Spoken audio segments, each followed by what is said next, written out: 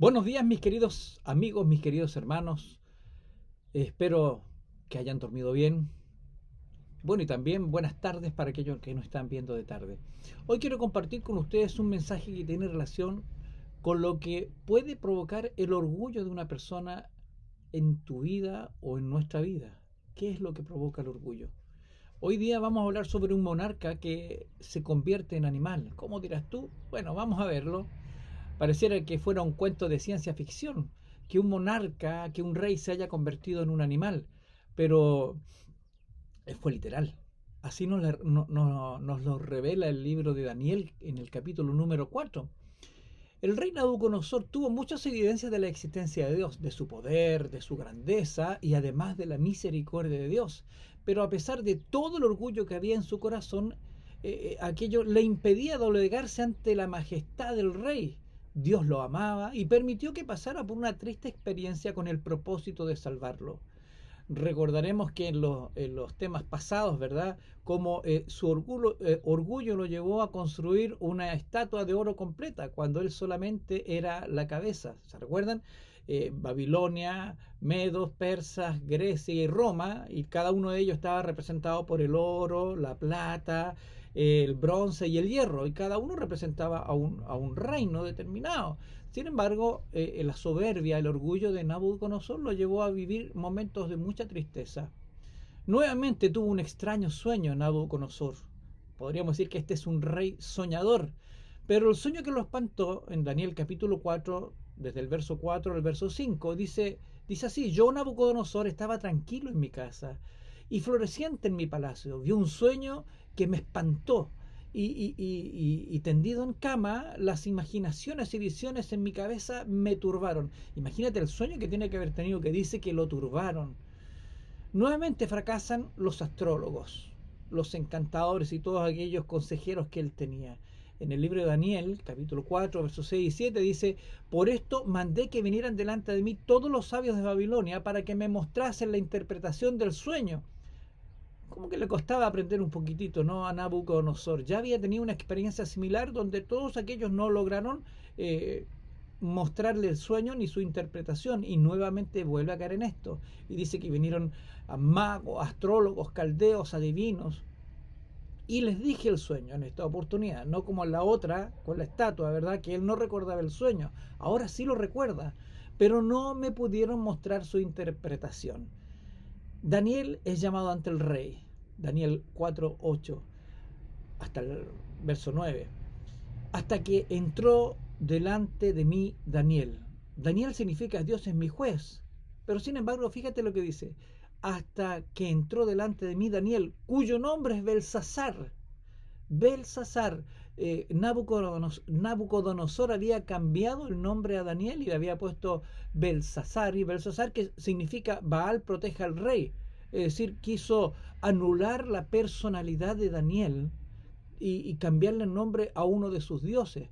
Sin embargo, Daniel significaba Dios es mi juez, que está totalmente contrario al nombre que le había puesto Nabucodonosor. Bueno, en fin, como dice que le puso Belsasar como el nombre de mi Dios, y en quien mora el espíritu de los dioses santos. Conté delante de él el sueño diciendo: Belsasar, jefe de los magos, ya ha entendido que hay un espíritu de dioses santos y que ningún misterio se te esconde.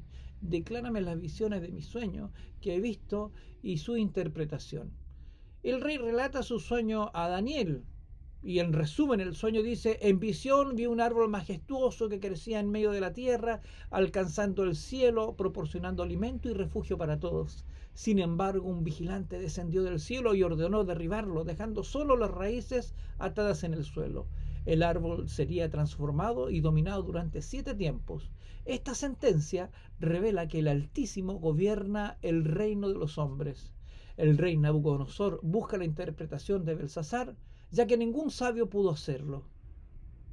Vio un árbol gigante, vio un vigilante descendiendo del cielo diciendo que derriben el árbol, que la cepa de sus raíces quedase en tierra.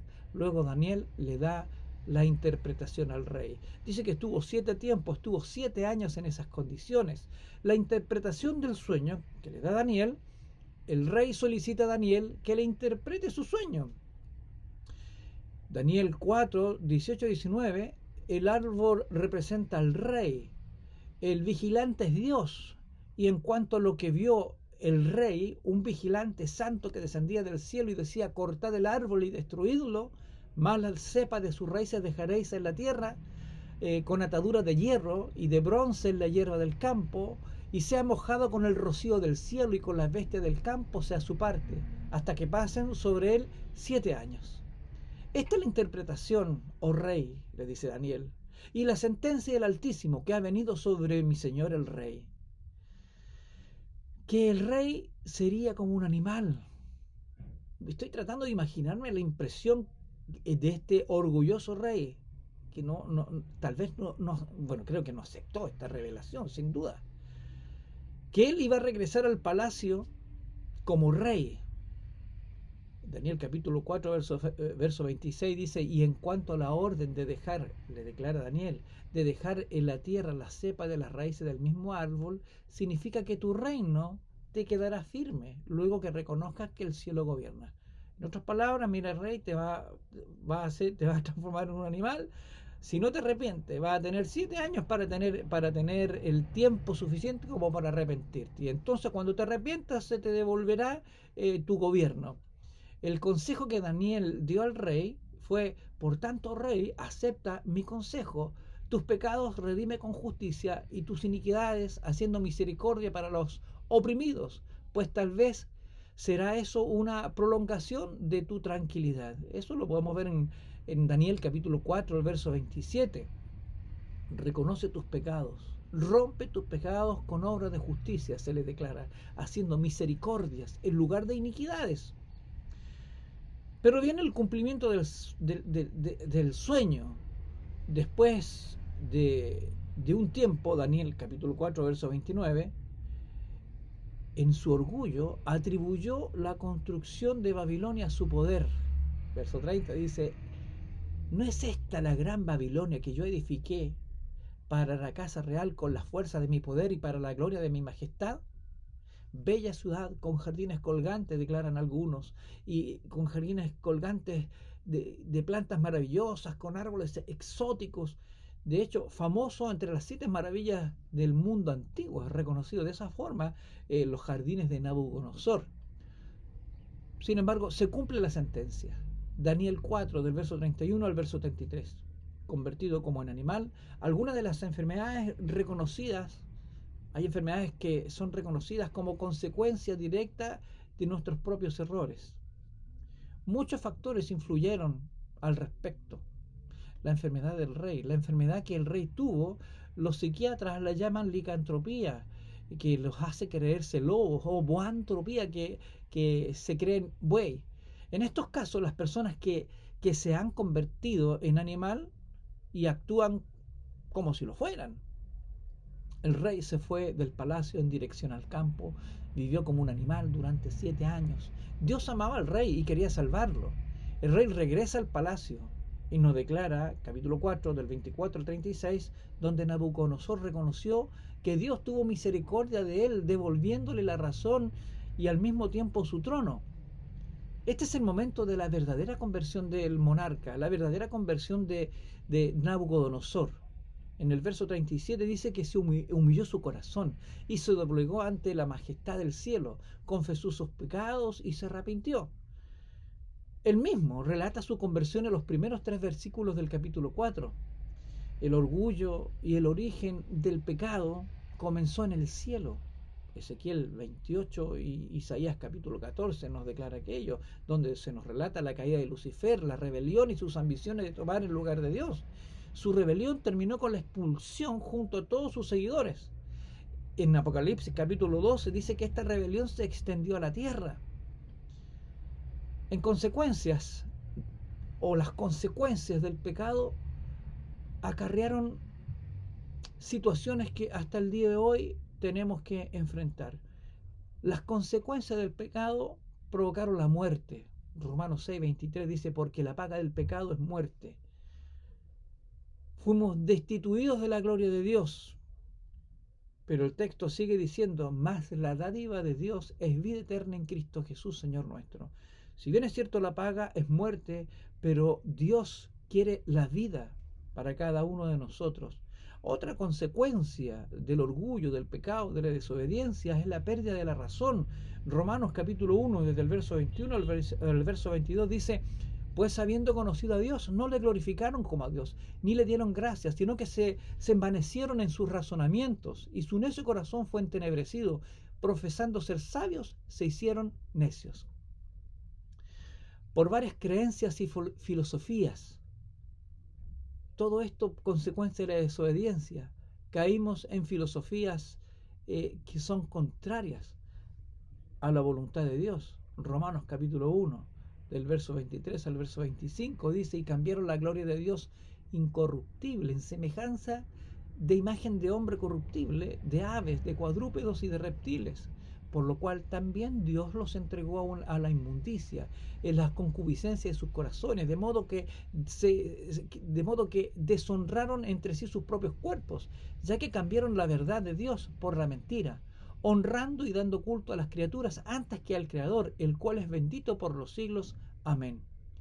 Todo esto, la desobediencia, también conllevó consigo el ateísmo, el evolucionismo, el agnosticismo, etcétera, tantas consecuencias de la desobediencia. Sin embargo, el rey Nabucodonosor tuvo la necesidad de buscar a Dios, de arrepentimiento. Y el arrepentimiento es la confesión, el alejamiento del pecado. Dice el Proverbios 28, el verso 13, el que encubre sus pecados no prosperará, mas el que los confiese se apartará y alcanzará misericordia. Recompensa de la humillación. ¿Cuál es la recompensa de reconocer? Lucas capítulo 18, verso 14, dice que hay una recompensa. Dice, porque cualquiera que se enaltece será humillado, y el que se humilla será enaltecido. El gran deseo de Dios es salvar al hombre. No importa la clase social. Puede ser rey, puede ser monarca, el más pobre del mundo. Pero el peor pecado que existe es el orgullo.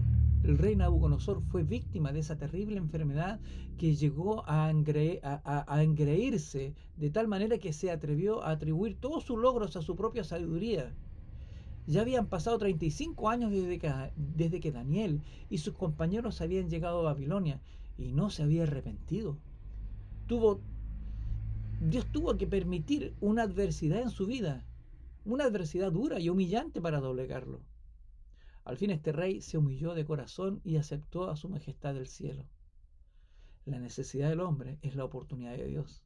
Existe mucha gente que no acepta a Dios como su soberano por algunos logros que ha conseguido en su vida, que lo sitúan en un estatus determinado. Todo éxito en la vida es correcto, es bueno.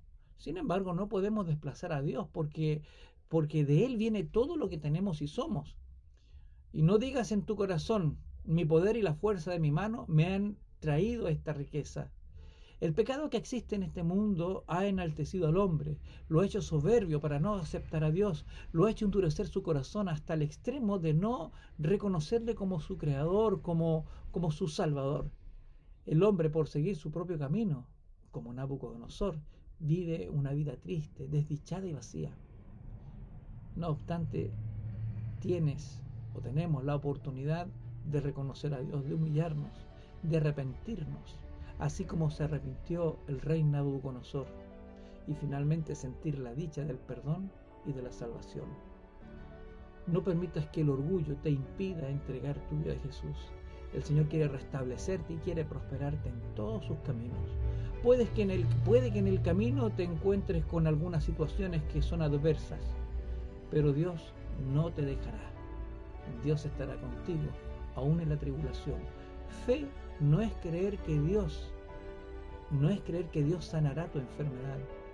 Fe no es creer que Dios suplirá tu necesidad económica. Fe es creer que Dios estará contigo en la enfermedad. Fe es creer que Dios estará contigo también en la necesidad. Que Dios te bendiga, que tengas un lindo día. Nos vemos mañana. Chao.